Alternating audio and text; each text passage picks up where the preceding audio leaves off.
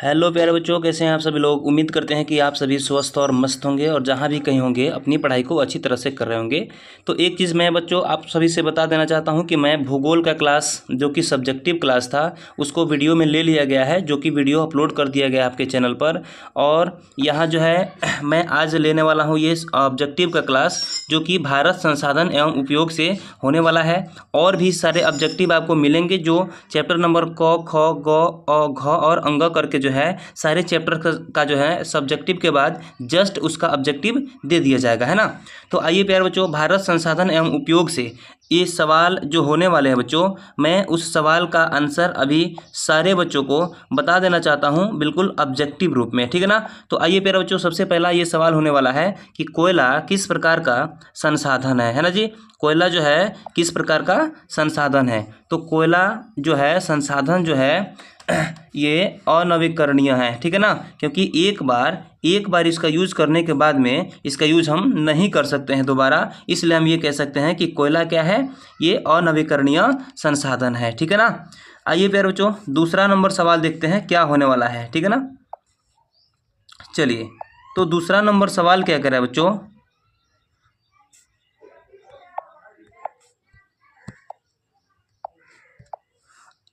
आइए दूसरा नंबर सवाल क्या कर रहा है। दूसरा नंबर सवाल कह रहा है कि दूसरा नंबर सवाल क्या कर रहा है। दूसरा नंबर सवाल कह रहा है कि सौर ऊर्जा निम्नलिखित में से कौन सा संसाधन है ना जी। कौन सा संसाधन है। तो सौर ऊर्जा आप लोग देखबे करते हैं, ठीक है ना, कि सौर ऊर्जा जो है इसका एक बार हम लोग यूज कर लेते हैं ऐसे फसलों में, या फिर आदमी जो है ऐसे उसका उपयोग एक बार कर लेते हैं, लेकिन फिर हम उसका उपयोग कर सकते हैं बच्चों, ठीक है ना। इसलिए पुनः पूर्ति योग्य, ठीक है ना, पुनः पूर्ति योग्य क्या हो जाएगा, ये आंसर हो जाएगा आपका कि सौर ऊर्जा जो है पुनः पूर्ति योग्य ये है, ठीक है।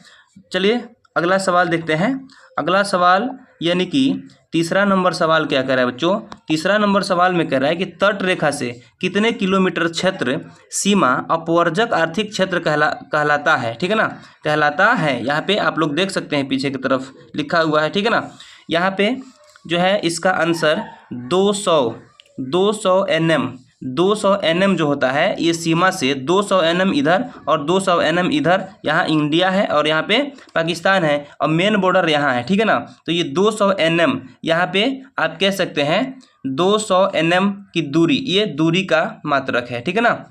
यहाँ तक क्या होता है, सीमा को अपवर्जक आर्थिक क्षेत्र कहा जाता है, यानी कि आंसर हो जाएगा ऑप्शन नंबर बी, ठीक है।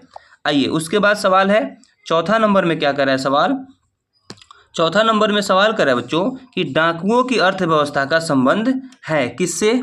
डाकुओं की अर्थव्यवस्था का संबंध किससे है प्यारे बच्चों। तो डाकुओं की अर्थव्यवस्था का संबंध है हमारे संसाधनों के अनियोजित विदोहन से, ठीक है ना। ये क्या करते हैं ना कि डाकू जैसे लोग आर्थिक व्यवस्था का, हमारे पर्यावरण का दोहन करते हैं, ठीक है ना।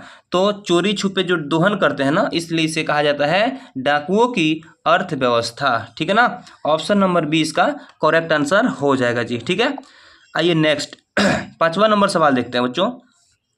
पांचवा नंबर सवाल में कह रहा है क्या, पांचवा नंबर सवाल कह रहा है क्या कि समुद्री, यहाँ पे आप लोग देख पा रहे होंगे बच्चों, पांचवा नंबर सवाल में कह रहा है कि समुद्री क्षेत्र में राजनीतिक सीमा के कितनी किलोमीटर क्षेत्र तक राष्ट्रीय संपदा निहित है, ठीक है ना। राष्ट्रीय संपदा निहित है, यहाँ पे जो है अंदर के तरफ राष्ट्रीय लिखा हुआ है, ठीक है ना, राष्ट्रीय लिखा हुआ है, ठीक है। राष्ट्रीय संपदा निहित है तो 19.2 किलोमीटर, यानी कि यहाँ से जो देश है, यहाँ जो देश है ये राष्ट्रीय संपदा 19 किलोमीटर तक जो होता है ना, इसी देश का यह राष्ट्रीय संपदा होता है बच्चों, ठीक है।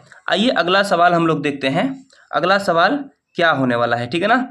चलिए छठा नंबर सवाल क्या कर रहा है बच्चों। छठा नंबर सवाल में कह रहा है कि पर्यावरण संरक्षण हेतु पहला विश्व शिखर सम्मेलन कब आयोजित किया गया, कब आयोजित हुआ, ठीक है ना।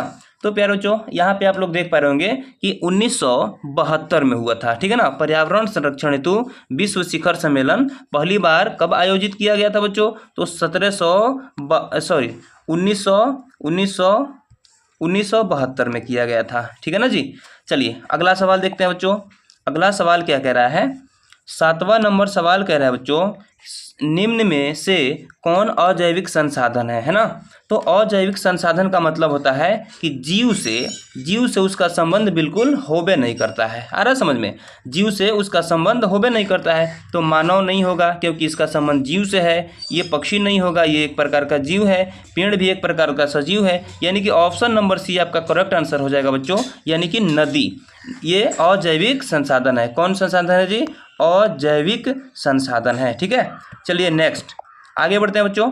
8वां नंबर सवाल क्या कह रहा है, 8वां नंबर सवाल कह रहा है बच्चों कि निम्न में से कौन नवीकरणीय ऊर्जा स्रोत है।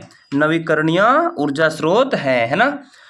तो आइए बच्चों, यहाँ पे आप लोग देख पा रहे होंगे कि नवीकरणीय यानी कोयला को एक बार निकालिए खत्म, पेट्रोलियम को एक बार निकालिए खत्म, प्राकृतिक गैस को एक बार निकालिए खत्म, यानी कि यहाँ पे आप लोग देख पा रहे होंगे कि सौर ऊर्जा जो है नवीकरणीय संसाधन हो जाएंगे प्यारे बच्चों। ठीक है ना, सौर ऊर्जा यानी सूर्य से निकलने वाला ऊर्जा जो है नवीकरणीय संसाधन हो जाएगा। ठीक है, चलिए नेक्स्ट 9वां नंबर सवाल यानी कि अगला सवाल हम लोग देख लेते हैं।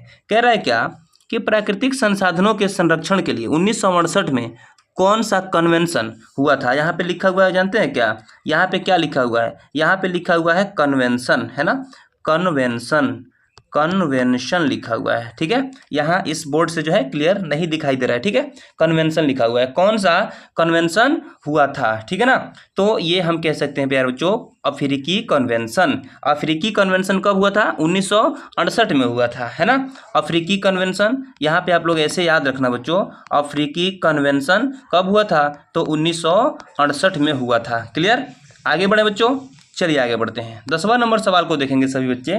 यहाँ पे क्या करा है कि द्वितीय पृथ्वी सम्मेलन कहाँ हुआ था। तो प्यारे बच्चों ये न्यूयॉर्क में हुआ था, है ना, न्यूयॉर्क में हुआ था। पर द्वितीय है ना, द्वितीय, अभी प्रथम आप लोग देख चुके होंगे, आपको सब्जेक्टिव में ये सारी चीज़ पढ़ाए जा चुके हैं ना, सब्जेक्टिव में ये सभी चीज़ देखने के लिए मिल जाएंगे। द्वितीय भी मिल जाएंगे, आपको प्रथम भी मिल जाएंगे बच्चों, ये प्रथम भी मिल जाएंगे। ठीक है ना, चलिए तो ये न्यूयॉर्क में ऑप्शन नंबर ए जो है आपका करेक्ट आंसर होगा।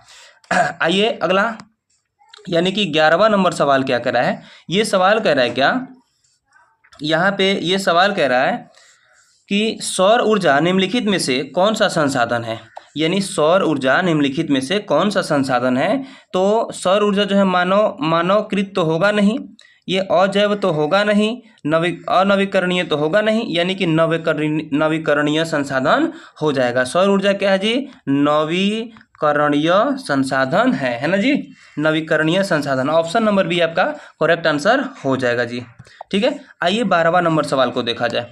12वां नंबर सवाल में क्या कह रहा है कि सौर ऊर्जा निम्नलिखित में से कौन सा संसाधन है। ठीक है ना, सौर ऊर्जा निम्नलिखित में से कौन सा संसाधन है। तो अभी तो पढ़े हैं, इससे पहले इस सवाल को हम देखे भी हैं बच्चों, पुनः पूर्ति योग्य। ठीक है, इसलिए इसको जल्दी से हटाते हैं। चलिए 13 नंबर सवाल को देखते हैं। ठीक है ना, यहाँ पे कह रहा है विश्व पर्यावरण दिवस कब मनाया जाता है। तो प्यारे बच्चों ये तो लॉलीपॉप है, विश्व पर्यावरण दिवस जो है 5 जून को मनाया जाता है। कब मनाया जाता है जी, कब मनाया जाता है प्यारे बच्चों, 5 जून को मनाया जाता है ना जी, 5 जून को मनाया जाता है। क्लियर है, आगे बढ़े बच्चों, आगे बढ़े। चलिए 14 नंबर सवाल क्या कर रहा है, 14 नंबर सवाल कह रहा है कि 14 नंबर सवाल है ना, प्रथम पृथ्वी सम्मेलन कहाँ आयोजित हुआ था। द्वितीय तो हम लोग पढ़ लिए हैं, द्वितीय कहाँ हुआ था बच्चों, न्यूयॉर्क में हुआ था।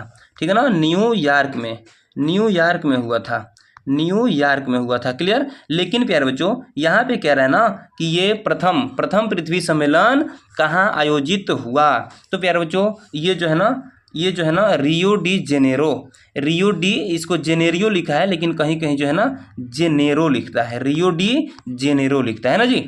चलिए आगे बढ़ते हैं, ये ऑप्शन नंबर ए आपका करेक्ट आंसर हो जाएगा जी। ठीक है, चलिए अगला सवाल देखते हैं, लास्ट नंबर सवाल यानी 15 नंबर सवाल क्या कह रहा है बच्चों, 15 नंबर सवाल क्या कह रहा है जी, कह रहा है ना कि 15 नंबर सवाल है, निम्न में कौन अनवीकरणीय संसाधन है। इसके तो बच्चे आप लोग बादशाह है ना, तो ये अनवीकरणीय यानी कि सौर ऊर्जा नवीकरणीय हो जाएगा, ये विद्युत, ये जल विद्युत जो है ये अनवीकरणीय, जीवाश्म ईंधन और नवीकरण, जल विद्युत जो है ये क्या हो जाएगा, नवीकरणीय हो जाएगा। पवन ऊर्जा नवीकरणीय हो जाएगा, यानी कि जीवाश्म ईंधन जो है ना ये अनवीकरणीय हो जाएगा, अनवीकरणीय हो जाएगा जी, है ना जी। तो चलिए प्यारे बच्चों, ये था हमारे ये भारत ये था किससे जी, भारत संसाधन एवं उपयोग से, है ना। अभी इसका क नंबर जो चैप्टर है इसका जो है ऑब्जेक्टिव प्यारे बच्चों हम कब दे देंगे, तो बाद में दे देंगे, है ना जी। इसका ऑब्जेक्टिव हम बाद में दे देते हैं, ठीक है। चलिए तब तक के लिए आज के लिए इतना ही। तो सभी बच्चे, इस वीडियो को जितने भी बच्चे नए नए देख रहे थे सभी बच्चों को बहुत बहुत धन्यवाद। और जो भी बच्चे इस वीडियो को देख रहे हैं ऐसे ही न्यू अपडेट पाने के लिए चैनल को सब्सक्राइब कर लीजिएगा और वीडियो को लाइक करना मत भूलिएगा प्यारे बच्चों। और चलिए फिर मिलते हैं अगले क्लास के साथ, तब तक के लिए सभी प्यारे बच्चों को मेरे तरफ से धन्यवाद और बहुत बहुत धन्यवाद।